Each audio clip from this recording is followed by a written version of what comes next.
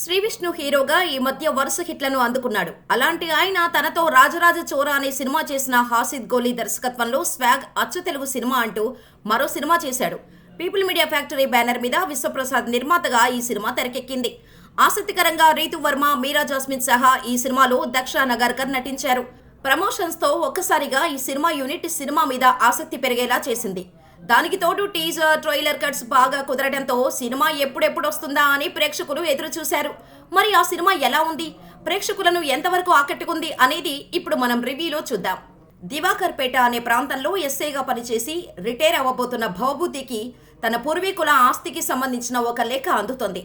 దానికోసం వంశవృక్ష నిలయం వెళ్లిన భవభూతి అక్కడ అధికారిని నమ్మించి ఆస్తి దక్కించుకోవాలి అని అనుకుంటాడు. అయితే అక్కడికి అలాంటిదే లేఖ అందుకున్న అనుభూతి కూడా చేరి ఆ ఆస్తి తనకు దక్కాలని అంటుంది. ఇదంతా ఇలా జరుగుతుంటే మరోపక్క సింగ అలాంటి లేఖ రావడంతోనే వంశవృక్ష నిలయానికి వస్తాడు. అసలు వీళ్ళందరికీ లేఖలు రాసింది ఎవరు? ఈ స్వాగనిక ఆస్తి ఎవరికి దక్కుతుంది? అసలు వారసులు ఎవరు? చిన్నప్పుడే తండ్రి యయాతి నుంచి భవభూతి ఎందుకు దూరమయ్యాడు? అసలు ఈ స్వాగానిక వంశ మూల పురుషుడు భవభూతి మాతృస్వామ్యాన్ని పితృస్వామ్యంగా ఎలా మార్చాడు లాంటి విషయాలు తెలియాలంటే సినిమాను బిగ్ స్క్రీన్ మీద చూడాల్సిందే.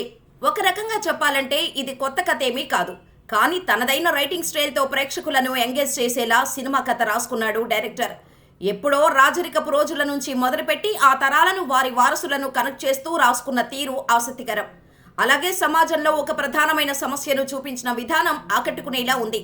అయితే ఒక సాధారణమైన కథను కాస్త జటిలంగా ప్రేక్షకులను ఎంగేజ్ చేసేలా చెబుదామనుకునే ప్రక్రియలో కన్ఫ్యూజన్కు గురి చేసిన ఫీలింగ్ కలుగుతుంది. వింజామర సామ్రాజ్యం, స్వాగనిక వంశం అంటూ 1500 సంవత్సరంలోని విషయాలతో మొదలై వారి తరతరాల వారసుల కథలను భలే ఆసక్తికరంగా కనెక్ట్ అయ్యేలా రాసుకున్నాడు డైరెక్టర్.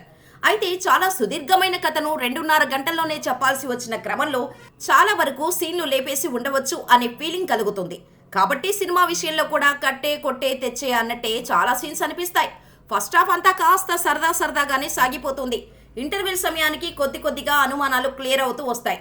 ఇక ఇంటర్వెల్ తర్వాత మొత్తం సినిమా అంతా ఎమోషనల్గా ఆలోచింపచేసే విధంగా సాగుతూ పోయింది. నిజానికి ఈ సినిమాల్లో ప్రస్తావించిన విషయాన్ని ఇదే మొదటిసారి ప్రస్తావించలేదు.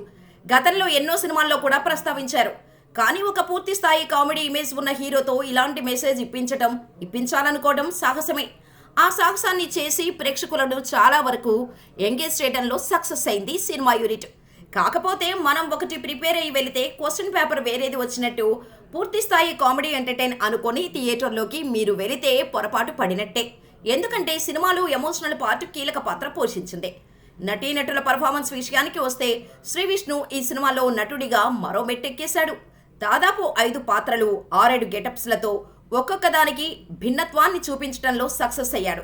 ఒక రివీల్ చేయని పాత్రలో ఎవరూ ఊహించని విధంగా కనిపించిన శ్రీవిష్ణు భళా అనిపించాడు. ఇక రీతు వర్మ కూడా పలు భిన్నమైన పాత్రలు పోషించింది. కానీ మీరా జాస్మిన్ ఈ సినిమాలో ఒక సర్ప్రైజ్. ఆమెకు రీ ఎంట్రీలో మంచి పాత్ర దొరికింది. గోపరాజు, రమణ, రవిబాబు కాంబినేషన్ సీన్స్ ఆకట్టుకున్నాయి. సునీల్, గెటప్ సీను, కమెడియన్ పృథ్వీ వంటి వాళ్ళు తమ పాత్రల పరిధి మేరకు ఆకట్టుకున్నారు. ఇక టెక్నికల్ టీం విషయానికి వస్తే దర్శకుడిగా, రచయితగా హాసిద్ తనదైన మార్కు వేసుకునే ప్రయత్నం చేశాడు. ముఖ్యంగా సెకండ్ హాఫ్లో వచ్చే చాలా డైలాగ్స్ ఆలోచింపచేసేలా ఉన్నాయి. ఇక వివేక్ సాగర్ సంగీతం సినిమాను వేరే లెవెల్కు తీసుకెళ్లింది. సినిమాటోగ్రఫీ సినిమాకు ప్లస్ పాయింట్స్లో ఒకటిగా చెప్పుకోవచ్చు. అలాగే మేకప్ వర్క్ బాగా సెట్ అయింది. సినిమా కోసం వేసిన ఆర్ట్ వర్క్ అంతా సినిమాను ఎలివేట్ చేసేలా ఉంది. అయితే ఇలాంటి కథను విని దానిని నిర్మించిన పీపుల్ మీడియా ఫ్యాక్టరీ నిర్మాతను అభినందించాల్సిందే. ఫైనల్లీ స్వాగ్ అంచనాలు లేకుండా వెళ్తే ఎంజాయ్ చేసి ఆలోచిస్తూ బయటకొస్తారు.